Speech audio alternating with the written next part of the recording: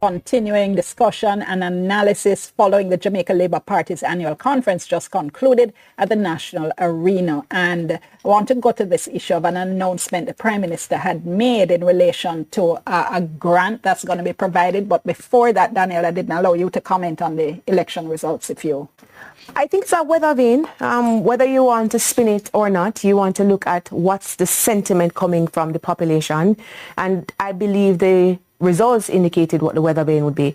Clyde is correct. When you look at the polling numbers for Dwayne, if I'm a strategist, I'm going to be concerned because you want to know that your supporters, regardless of whether it is contested or it's not contested, you have a core group of supporters who will come out to support you. That didn't happen. What you had was an uncontested by-election where he got his seat. Can he win the next election? Bear in mind that this election is going to be about moderates. Those people, because remember, we're still talking about civic engagement, people coming out. So you're going to look at the conference and say, did he speak to non-JLP people? And is he able to bring persons coming out just like Rosie Shaw? The challenge that Rosie Shaw has shown us is that it's really not a challenge as Samuda to be able to bring people from either side to the polls. So it's a weather vane, and I think it's, if you are smart, you're going to look to see whether or not he can actually win that area, because going into the next election, it's not going to be having regard to what happened with the local government elections. It's not going to be a walkover. You're going to have to be able to pull out everybody. Okay, I know we're still working through the process, but anybody wanted to comment on this issue of if the mayor is still the mayor? Not really. I have to really look at the law and see what is happening. Okay. Yeah. Clyde as well. I miss what Clive said, and I'm always interested in what Clive has to say. Okay. Well, I think all of us still taking a look. We lost you there for a moment, Clive, but I think all of us still taking a look at the statutes to try to figure out exactly what's happening. It's not just the statute, though, Dion. I don't want to throw this in because I want us to have a holistic view of the situation. One of the purposes of the local government is to ensure that you demonstrate, as this election has done, your commitment to democratic principles. Now, when we talk about who is leading, we want to look at how is the local government running? Do we recognize that there's a new election? Having recognized that there has been a new addition to the situation, what message are we sending to the people? Yes, the question of the statute is going to be, because this is exactly where we were when we looked at the local government elections, when we said, is it a question of popular vote, or is it a question of the number of seats that you have won? This is a question of how do you build trust in the area and what it is that you intend to do. So I'm curious to hear whether or not we're going to go to the courts, because it would be important to hear what the role of popular voting is as opposed to the role of the number of seats that you've won. I don't think that's the position they're taking, though. The JLP, as I understand it, and again, this is preliminary, but JLP, as I understand it, is taking the position that in the circumstances in which this by-election was held, the mayor doesn't stand to be removed. I don't think it's a popular vote issue. But again, by Monday we'll have more. Which is right, which is what I'm saying. Those are some of the issues that you want to put in, looking at governance structures and whether or not the structures are in place to recognize such changes and to take into account numbers as opposed to popular votes. So there's been a lot of discussion about the $20,000 reverse income tax credit that was announced by former Finance Minister Nigel Clark. There have been some complaints. Some people said they haven't got it yet. Some people, expressing appreciation for it. But the Prime Minister this afternoon had an announcement in relation to a grant for another constituency. Let's listen in. Back to persons who are self-employed or who are employed, $20,000. And already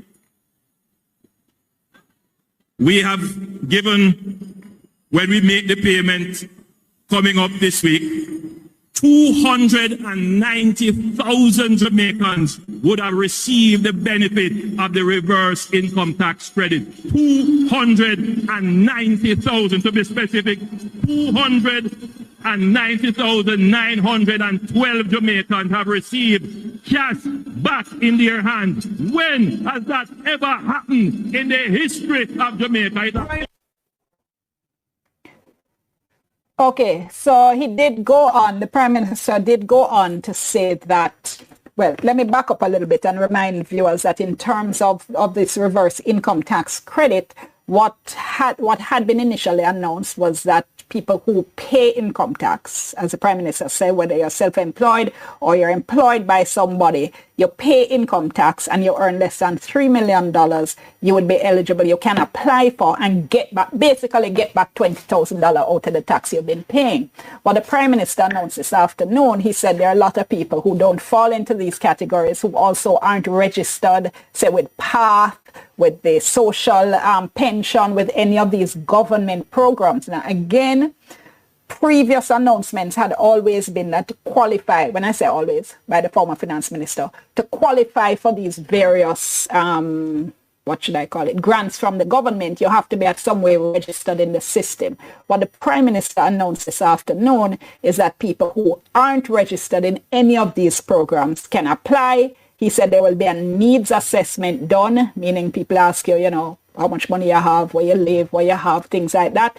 And therefore, this $20,000 will now be given out as grants to people in this category. And I'm being a little bit vague because, again, I'm not quite sure how it's going to work. But we did hear grant to be given out to people who are not currently registered in any program, and clearly to people who are not self-employed or employed.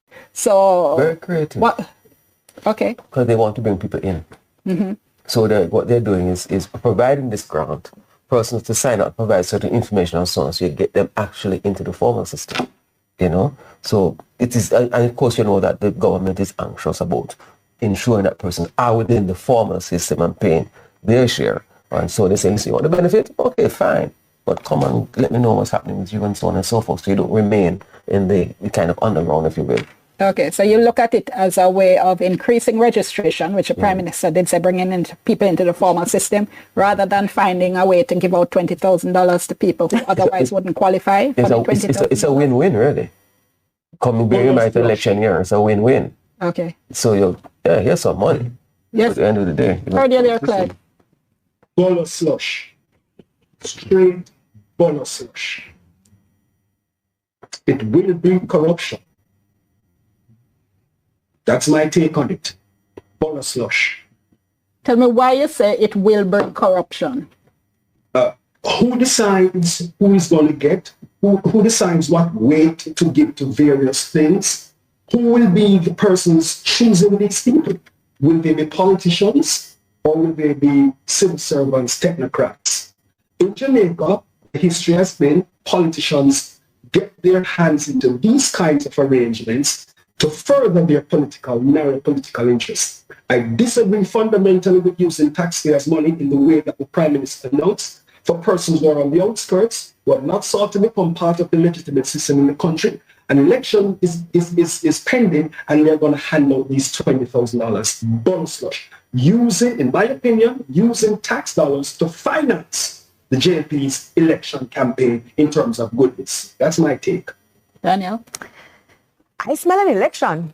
So all this nice policy talk about bringing people in, you've had a fantastic opportunity to do that. You could have done that with COVID. Don't forget that under COVID, persons were given $10,000 to get the vaccines. There are some persons who will tell you, I never get $1. I took the 2 vaccines and I still don't get any money. So the formality of it and to get people into the system, it's a good sell.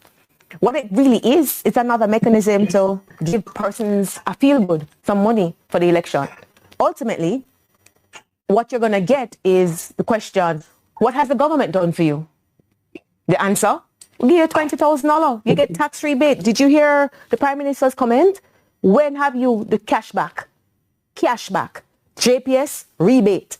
It's all about getting monies into the hands of those who vote, so you can engineer that feel-good wave that people can say, this government has done something for me. And how do you measure that? You measure that by the amount of monies that they can give.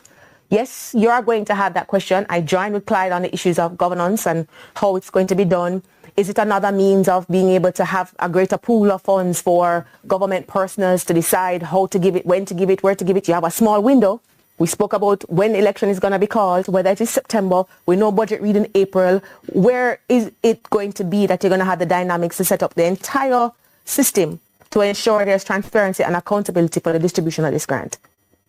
So for me, it's an opportunity, but I have a little bit of a concern. I hear all these goodies, and the only challenge I'm having is this is a government that has been in for at least 2 terms. Some of these things should be things that we should have been able to say you have been doing over a period of time. So when you hear it, it's now a confirmation of the effectiveness of returning and giving people disposable income. So it gives the sense to you today, it is just to get people into the election mode because the government is giving you something. How you square that and tidy it up, I don't know if the policy just sit up nice, but to the regular person, is money you're giving people for voting. And then you're using government money. So how do we make that distinction? Are you using it for the purpose of election? But governments do use their power and their access to resources to facilitate elections. Hold that thought. Let's go to break. We're back in a moment.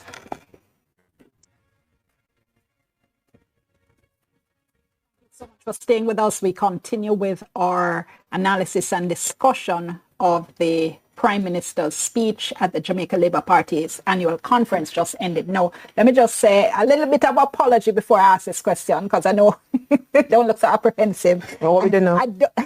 I don't think, though, we can legitimately have this discussion without at least referencing the Prime Minister's major policy speech a few days ago. I'm not expecting any kind of detailed analysis, but just tying it into the idea of the timing and tying it into the conference. In that policy speech, he said the government is now pivoting to growth. He said economic stability has been achieved. The pivot is now to growth, albeit that he didn't really announce any big new ventures. In that context, Clive, how you, again, position that for me?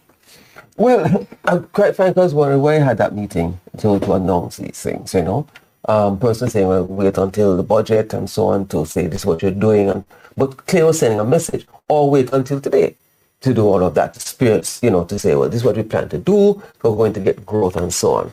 Maybe he wanted more of the private sector people to be there. I don't know. Maybe that's it.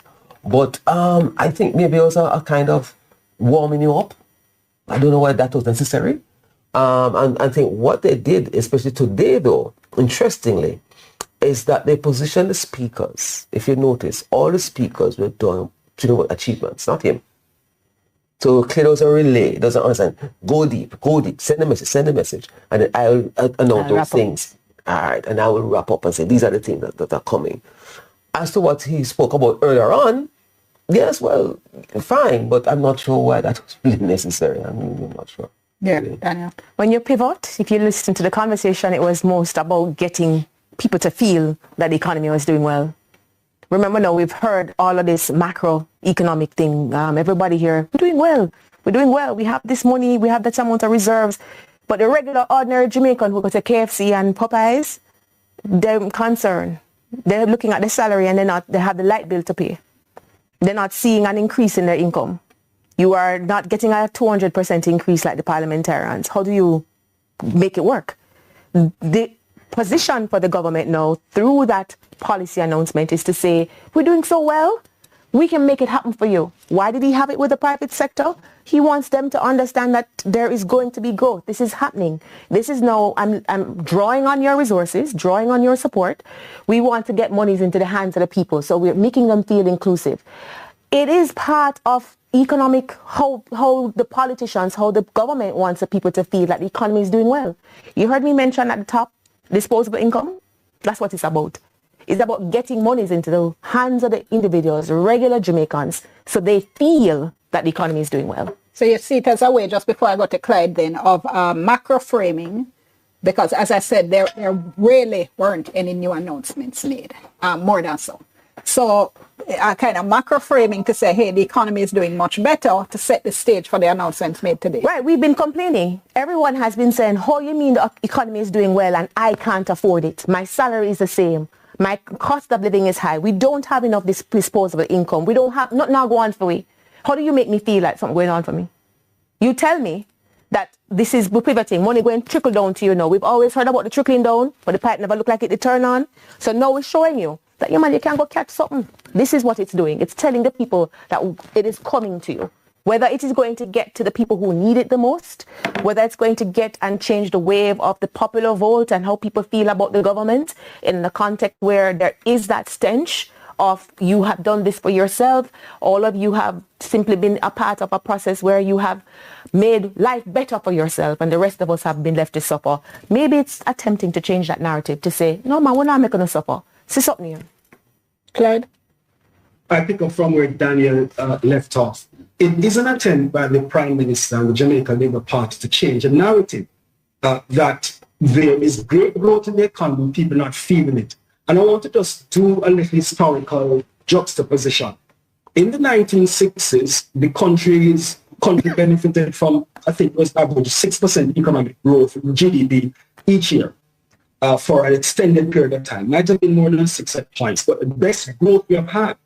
But during the 60s, there was an increase in inequality and in inequity between Jamaicans. So yes, the macroeconomy was doing well, but people were getting poorer and poorer. And relative to other persons were unequal. Fast forward to 2024, it's a similar situation. And if you recall, in 1972, the People's National Party won on the campaign slogan of "Better Must Come." And this is because with all the growth that took place in the 60s, people were really poor and suffering. And inequality had grown significantly, more than the economic growth. And it's 2024, the same thing is happening. And Dion, it is not going to change unless we change the fundamentals in the economy. Access to capital by Black Jamaicans who have great ideas. Changing the educational system that everybody who goes to high school gets a ardent quality, an immaculate quality, a Campion College quality education. We can't continue to build a society where there are 3 different levels of high school. Just look at the results every year and you'll see this. So I don't really hold out much hope that any of this trickle down Washington-driven economics, where you say if you put more money in the hands of wealthy people, you give wealthy people a break, then the rest will follow, and people will benefit. I don't see that happening in Jamaica because of the fundamentals are wrong. Don't get me wrong, the People's National Party has not presented anything that is different from the trickle-down economy, or at least I haven't heard it. But trickle-down economics will never work in a country like Jamaica. It has never worked and will never work. We need to have fundamental changes in how Black people in the country access capital, how Black people children are educated, and that's what we need to focus on to fundamentally change the economic relations between groups of Jamaicans. What a problem. 1 second. Just to say that for fairness, the Prime Minister in that policy speech did make specific reference to education. He spoke of the Orlando Patterson report. He said that's being implemented. He spoke of efforts at the administration and initiatives to increase technical skills training in particular. Another time, perhaps we dig more into that. Go ahead, Clive. This is the perennial discussion between macro policy and micro. How does it resonate? Will it trickle down, yes or no? Unless people have the capacity and the empowerment, it's not going to happen. How would you define from our view as macro and micro? In other words, you have a policy that says, listen, we're looking at what they call the fiscal space. You have more money to spend, and therefore we can do things like for infrastructure and what have you. For the person going to the supermarket or driving on the roads, that's what they're seeing, that's what they're feeling. So how do you translate that? Does it those course its way through, or are you going to take it by the scope of the neck and say, listen, we're going to drive this? And how do you drive this? This is one way you try and do it, to try and get more money into the hands of persons, but that's limited, because you're going to, at the end of the day, prices are going to go up. That's why for me, I think what's important are the roads. All right. And in fact, let me let you pick up on that, because 1 minute to everybody, final comment, what you expect or want to see in the months ahead. What I want is a lot of road work. Those are horrible. Yes, and they need to sort that out. I think by and large, you can see the data in relation to what's happening in terms of the fiscal space, so on and so forth. Fine. So how are you going to deliver to the people? I like the whole idea in terms of prepaid, drive that some more so a person is able to take control. And I believe once you allow a person to take control of their lives, then it will be better. All right. As to what's going to stop you. achieve, Going to stop you out of time. Daniel. It will be good to see from the perspective of the parliamentarians. They've gotten a 200% increase. When we're going over, we want to go into election. We want to see whether or not your performance improved because you were able to get such a high quality salary. People are looking at that. People want to see not just roads, but people want to see an improvement in representation. That has been a talk that the Prime Minister has been saying. Is it too late for them? And is it going to be an opportunity to set the standard for the next term? Final word to you, Clyde. That there is a pivot after 9 years, for me, is striking. That it is only now that the PM is talking about pivoting for growth for regular folk. Remember, in 2016, the JLP ran on a ticket of prosperity. And that has not reached us. And 9 years in, there's a pivot. The electors will decide in August or September, July of next year. Okay, gonna have to. We have the capacity, financially and physically, to correct those problems. We have always had the need to fix the critical things of the country. We will move out aggressively in the new year. We'll spark work across the country as the new road program is the road. It will be good work, good money, and good roads to come under the Labour Party. As General Secretary, I want to repeat my welcome to all who are here today at the 81st Annual Conference, the delegates, the members of the party, the workers who carry the burden, whether it is rain or sun, across our country, walk in the hills and valleys to ensure there's victory for the Labour Party. I welcome you all, commend you for your effort, thank you for your support across Jamaica. I can see and feel the energy. I understand there are hundreds of buses coming along from the highway into Halfway Tree, still out there coming in from across the island. We welcome them all today. The United Labour Party, a united Labour Party, active and strong, will not only be victorious in a third term, we have the leadership to build a better, peaceful and prosperous nation, a great nation. Our people deserve this. Dr. Andrew Holness deserved it, and the Labour Party needs to continue to lead this country in a time of difficulty. Meanwhile, the Member of Parliament for St Andrew East Rural, Juliet Holness, took to the stage at the conference calling for a future of stable, transformative leadership. She emphasized the need for the JLP to remain in power for at least 20 consecutive years, building on the progress made during its current tenure. Mrs. Holness also celebrated the party's success in enhancing the PATH program and overhauling critical infrastructure, while urging Jamaicans to actively contribute to a cleaner and more orderly society for sustained national prosperity. I can call the examples. I know one of my women in Bull Bay who today enjoys a 2-bedroom concrete house.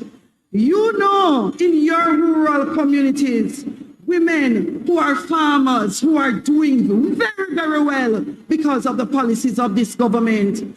I can pick out a young lady now completing her studies to be a medical doctor, and she says, oh God, thanks to the Jamaica Labour Party government.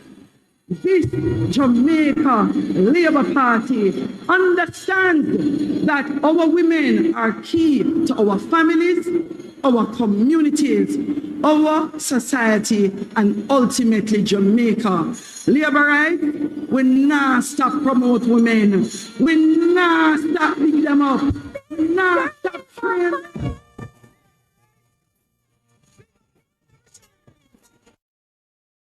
Another highlight of Sunday's conference was the address by Western Portland Member of Parliament Darrell Vaz, who tackled recent criticism surrounding what opposition members have labelled as Vazism. On one hand, he dismissed the terms as political rhetoric, while embracing it as a representation of his dedication to the transformative leadership. It would never, ever come off without speaking about Portland. I hear all kind of rumors and other things in Portland that them are going to broke the vase. The only vase I see broken in politics is not Anne-Marie Vase and not Daryl Vase. It's Dwayne Vase in a 2020 when we beam a backsliding. You know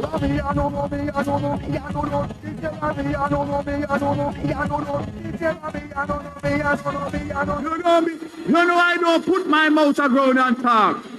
Everybody know that about Daryl Vase. I have one thing to say to conference to Jamaica and to my Prime Minister and colleagues. Them talk about Vasism and what Vasism mean. Portland is Vaseland argument one. And still on politics, JLP Chairman Robert Montague, who served in various key ministerial roles, reinforced to Labourites the party's vision for Jamaica's future. He highlighted what he says are the party's successes in governance, while also stressing the importance of unity moving forward. To Jamaicans overall, he urges them to continue supporting the JLP's agenda, citing the administration's track record in local government, national security and infrastructure development as evidence of its capability or its capacity to advance the nation's ambitions. The third term is needed so that the poor and vulnerable can get proper help, so that party workers can get, so that Jamaica can be stronger. The third term is needed so that farmers can get more inputs, so that the taximan, the bus owner and the driver can expand their business and the vendors can upgrade. The third term is needed so that we can unite as a country and do more to reduce crime and violence. It is a cancer that is costing the country almost 4% of GDP, or about $40 billion. Do you know what we could do with even half of $40 billion to improve the lot and the lives of poor people? The third term is needed to create more opportunities for our youths, create more space for women, especially single mothers, and to create more programs to help the elderly. The third term is needed so we can reform the procurement process, but keep the checks and balances so that government projects can be implemented faster to benefit you, the people of Jamaica.